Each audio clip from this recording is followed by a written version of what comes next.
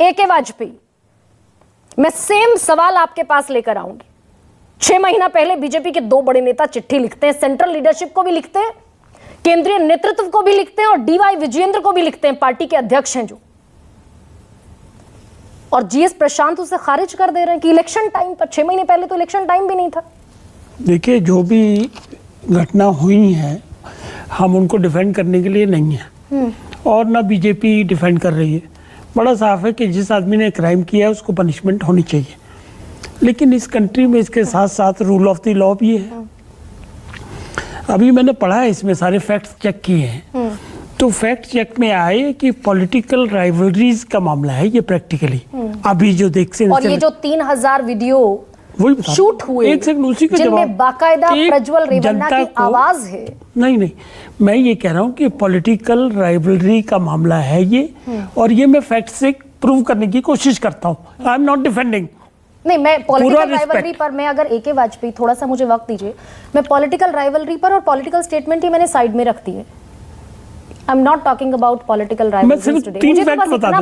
मैं 3 फैक्ट बता देता हूं, अभी क्लियर हो जाएगा। कोर्ट में लॉयर भी हैं। 3 फैक्ट बता रहा हूं, 3 फैक्ट सिर्फ, और ज्यादा नहीं बोलूंगा। 3 मेरा एक सवाल सुन लीजिए बस। बताइए। अगर पार्टी आज ये कह रही है कि भाई हम तो मातृशक्ति के साथ खड़े हैं, 6 महीना पहले जब ये पेनड्राइव्स पहुंचे थे पार्टी तक, तब मातृशक्ति के साथ क्यों नहीं खड़े हुए? वो 3000 वीडियो क्लिप्स तो पेनड्राइव में थी। आगे भी खड़े रहेंगे, उस पे नहीं है मामला। ये है 2 फैक्ट मेरे को रखने तो जनता समझ जाएगी। इसमें क्या हुआ कि ये देवराज गौड़ा जिनकी आपने भी बात की है, ये असेंबली इलेक्शन इन्होंने कंटेस्ट किया था इनके फादर के खिलाफ, HD रमन्ना के खिलाफ। ठीक बात है, ठीक है ना जी। तो वहां से इनकी आपस की राजनीतिक मतभेद जो शुरू हो गए। ये देवराज गौड़ा ने हाई कोर्ट में पिटीशन फाइल की इनके खिलाफ, प्रज्वल रमन्ना के खिलाफ, कि इनको डिस्क्वालीफाई कर दिया जाना चाहिए।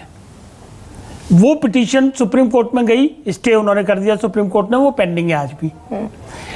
ये रमन्ना, जो प्रज्वल रमन्ना है, इन्होंने सूट फाइल किया जून 2023 में, जिसमें ड्राइवर पार्टी है, देवराजा गौड़ा पार्टी है और 89 मीडिया हाउसेस पार्टी है, कि भाई इस तरह की पेनड्राइव कहीं बनी हुई है, कोई ड्रामा किया हुआ है, उसको पब्लिकेशन से रोका जाए। नहीं तो 6 महीने पहले ये घटना है AK वाजपेयी, अगर पॉलिटिकल राइवलरी भी थी। मैं डिफेंड ही नहीं कर रहा, मैं तो फैक्ट रख रहा हूं। आप ये कह रहे हैं कि पॉलिटिकल राइवलरी थी। अरे एक सेकंड ना, मैं क्या कह रहा हूँ, ये भी तो हो सकता है ना कि ये मामला जिस हिसाब से फैक्ट सामने आ रहे हैं, पेन ड्राइव डिस्ट्रीब्यूट हो रही है, मतलब कितना पैसा लगा हुआ उसमें, पेन ड्राइव को बनाने में, बांटने में, डिस्ट्रीब्यूट करने में, मतलब नहीं तो क्या मुश्किल थी जब वो चिट्ठी पहुंची AK वाजपेयी, जब वो चिट्ठी पहुंची थी?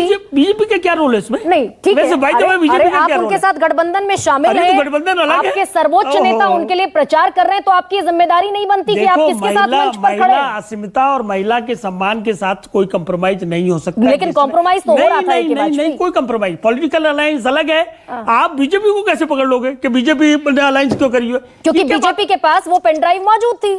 कौन सी पेनड्राइव? जिस पेनड्राइव के बिहाफ पर आज हम बैठकर बात कर रहे हैं, जिस पेनड्राइव के बिहाफ पर SIT बनी। एक सेकंड, जो मिस्टर रमन्ना है के पास ऑफिशियली कोई पेनड्राइव नहीं था। अभी जो देवराज गौड़ा का पर्सनल हाथ में कुछ पेनड्राइव रहता तो वो बीजेपी का पेनड्राइव नहीं बन जाता है। तो उस मामले में बीजेपी कुछ JDS का नेता के ऊपर कुछ प्रूव नहीं कर सकते है, क्योंकि हमारे पास जो भी लीगल प्रूफ अरे क्या बात कर रहे हैं GS प्रशांत, आप ये कह रहे हैं कि JDS के नेता पर बीजेपी प्रोब नहीं कर सकती? आप ये कह रहे हैं? क्या प्रूव करेंगे? ये आप कह रहे हैं। एक चिट्ठी आ गया तो हम बीजेपी प्रूव कर सकते हैं JDS को?